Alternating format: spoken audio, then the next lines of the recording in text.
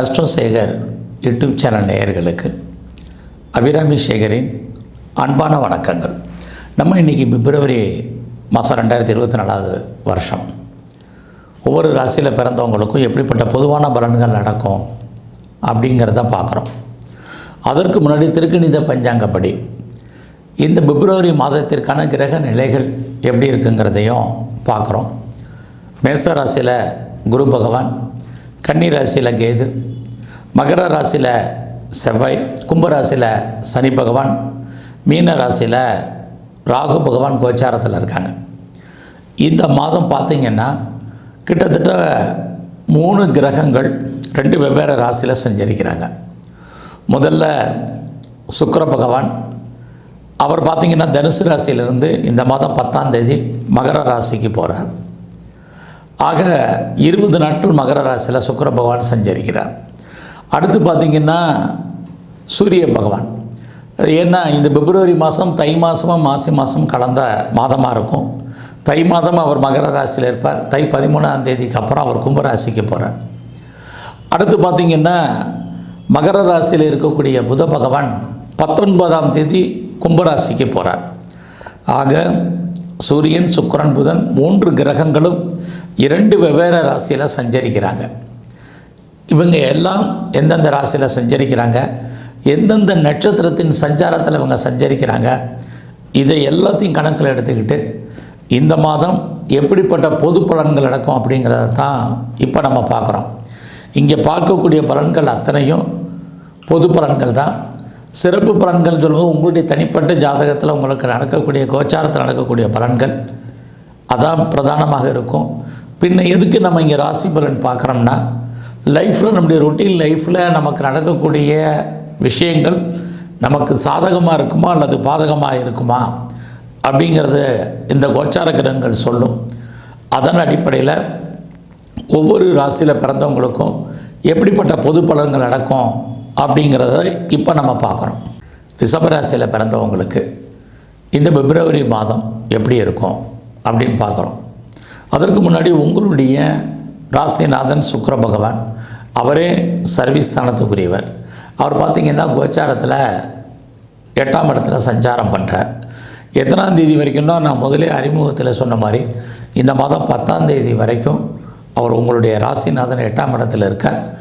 அதற்கு அப்புறமா தான் அவர் 9ஆம் இடத்துக்கு போகிறார்.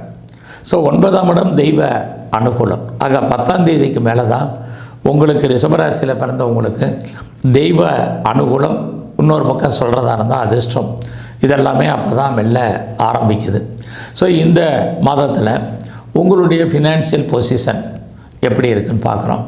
உங்களுடைய 2ஆம் அதிபதி புதன் 9ஆம் இடத்துல இருக்கார். அவருமே நல்ல இடத்துல இருக்கிறதுனால வருமானங்கள், சம்பாத்தியங்கள் உங்களுக்கு ஓரளவுக்கு போதும். அதுலேயும் இந்த மாதம் 19ஆம் தேதிக்கு அப்புறம் அவரால் உங்களுக்கு நற்பலன்கள், உங்களுடைய பணவரவு, பொருள் வரவால் உங்களுக்கு உண்டு.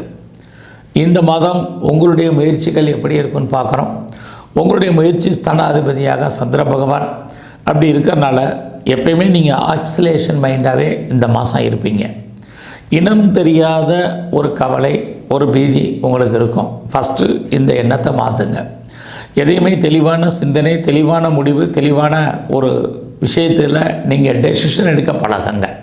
இந்த மாதம் அதற்கான குறிப்பாக நான் முதலே சொல்லிட்டேன், 10ஆம் தேதிக்கு அப்புறம் உங்களுக்கு ஏற்றம், முன்னேற்றம், உங்களுடைய நீங்கள் எந்த துறைகளில் இருந்தாலும் சரி, ரிஷபராசியில் பிறந்த உங்களுக்கு அதுக்கப்புறம் தான் தைரியம், தன்னம்பிக்கை, தெய்வ அனுகூலம் எல்லாமே கிடைக்கும். அதனால் நீங்கள் துணிஞ்சு சில முடிவுகளை எடுங்க. அது உங்களுக்கு பின்னாடி பிற்காலத்தில் ஃபேவரபுளாக இருப்பதற்கான வாய்ப்புகள் இருக்குது. ஸோ இந்த மாதத்தில் தேவையில்லாத குழப்பங்கள் வேண்டாம். யாரையாவது நம்பித்தான் ஆகணும், யாரையும் நம்பாமல் இருக்க முடியாது. அது வரைக்கும் 10ஆம் தேதி வரைக்கும் பொறுமையாக இருங்க. அதுக்கப்புறம் நீங்கள் எடுக்கக்கூடிய முடிவுகள் ரொம்ப ஸ்ட்ராங்காக பண்ணக்கூடிய காரியங்கள் எல்லாம் உங்களுக்கு வெற்றி கிடைப்பதற்கான வாய்ப்புகள் நிறைய இருக்குது. இந்த காலங்களில் எளிய சகோதர சகோதரிகளால் நன்மை, நெருங்கிய உறவினர்களால் நட்பாளர்கள், இதெல்லாமே இருக்குது. எதிர்பாராத பயணம், குறிப்பாக 10ஆம் தேதிக்கு அப்புறம் வேலையின் நிமித்தமான அல்லது நம்ம தொழில் சம்பந்தமான பயணங்கள், அதனால் நன்மைகள், இதெல்லாமே உங்களுக்கு இருக்குது. ரொம்ப நாளாக வீடு மாறணும்னு நினைக்கிறவங்க, இடம் மாறணும்னு நினைக்கிறவங்களுக்கான வாய்ப்புகள் நிறையா இருக்குது. அதோட சொத்துக்கள் விற்பதற்கான வாய்ப்புகளும் நிறையா உண்டு. ரிஷபராசியில் பிறந்தவங்களுக்கு உங்களுடைய 4ஆம் இடத்தை குரு பகவானும் சனி பகவானும் சேர்ந்து பார்க்குறாங்க. 4ஆம் இடம் அப்படின்னாலே நீங்கள் ஏதாவது ப்ரொடக்ஷன் சார்ந்த துறைகளில் இருந்தீங்கன்னா கண்டிப்பாக நல்லதொரு முன்னேற்றம் உங்களுக்கு இருக்குது, லாபம் இருக்குது. அது இல்லாமல் நீங்கள் ஏதாவது விவசாயம் சார்ந்த துறைகளில் இருந்தீங்கன்னா நல்லா ஒரு மகசூல் இருக்க ஒழிய லாபம் சுமாராக தான் இருக்குது. அதுலேயும் நீங்கள் ஏதாவது ஆட்டோமொபைல் லைனில் இருக்கிறீங்க, மெக்கானிக்கல் லைனில் இருக்கிறீங்க, கெமிக்கல் இண்டஸ்ட்ரியில் இருக்கிறவங்களுக்கெல்லாம் நார்மலாக இந்த மாதம் இருக்குது. சம்பாதிக்கிற மாதிரி ஒரு தோற்றம், பட் சுமாராகவே இருக்குது. தொழில் தகராறு, தொழில் நிச்சயமற்ற தன்மை, அதுக்காக தொழில் இல்லாமல் தொழில் உங்களுக்கு விட்டு விட்டு நடக்கும். ஸோ இந்த மாதத்தில் உங்களுடைய எஜுகேஷனை பொறுத்த வரைக்கும் கான்சன்ட்ரேட் பண்ணுங்கள். உங்களுடைய உடல் ஆரோக்கியம், நான் முதலே சொன்ன மாதிரி அம்மாவுடைய உடல் ஆரோக்கியத்தில் கொஞ்சம் கவனம் செலுத்துங்க. ஸோ இந்த மாதம் உங்களுடைய 5ஆம் அதிபதி புத பகவான், அவர் பார்த்திங்கன்னா இந்த மாதத்தில் உங்களுடைய ராசிக்கு 9ஆம் இடத்துல இருக்கார். அவர் 19ஆம் தேதி அவர் 10ஆம் இடத்துக்கு வர்றார். ஸோ அப்படி இருந்தாலே 5ஆம் இடம் அப்படின்னு சொன்னாலே உங்களுடைய மகிழ்ச்சி, சந்தோஷம், என்டர்டெயின்மெண்ட் இது அதிகமாக இருக்கும்.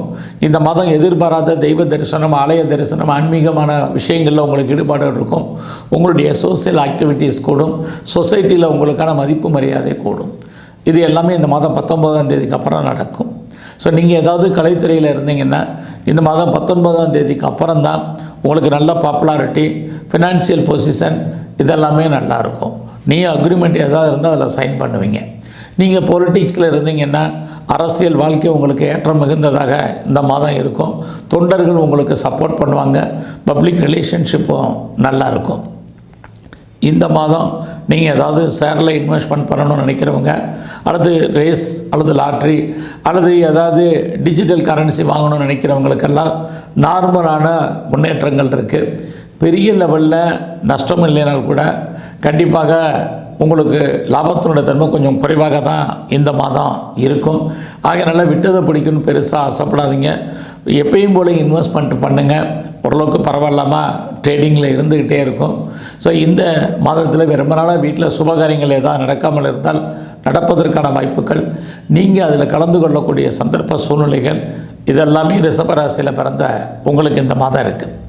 இந்த மாதம் உங்களுடைய ப்ரொஃபஷன் எப்படி இருக்குது, உங்களுடைய சர்வீஸ் எப்படி இருக்குது, உங்களுடைய கரியர் எப்படி இருக்குங்கிறத பார்க்குறோம். அப்படி பார்க்குற போது நான் முதலே சொன்னது மாதிரி இந்த மாதம் நீங்கள் 10ஆம் தேதி வரைக்கும் ரொம்ப கவனமாக இருக்கணும். உங்களுடைய வேலையில் கான்சன்ட்ரேட் பண்ணுங்கள். பொறுமையாகவும் நிதானமாகவும் இருங்க. உங்களுக்கு கூட வேலை பார்க்கக்கூடிய வேலையாட்கள், உங்களுடைய சுப்பீரியர் எல்லாருடைய அட்ஜஸ்ட்மெண்ட்டில் இருங்க. எல்லாரோடையும் கோஆப்ரேட் பண்ணுங்கள். அப்படின்னா தான் உங்களுடைய சர்வீஸ் நிம்மதியாக இருக்கும். இல்லைன்னா வேலையில் ஏதாவது ஒரு ஸ்ட்ரகிள், பிரச்சனை, போராட்டங்கள், மனக்குழப்பங்கள் இருக்கும். இதையெல்லாம் 10ஆம் தேதி வரைக்கும் தான்.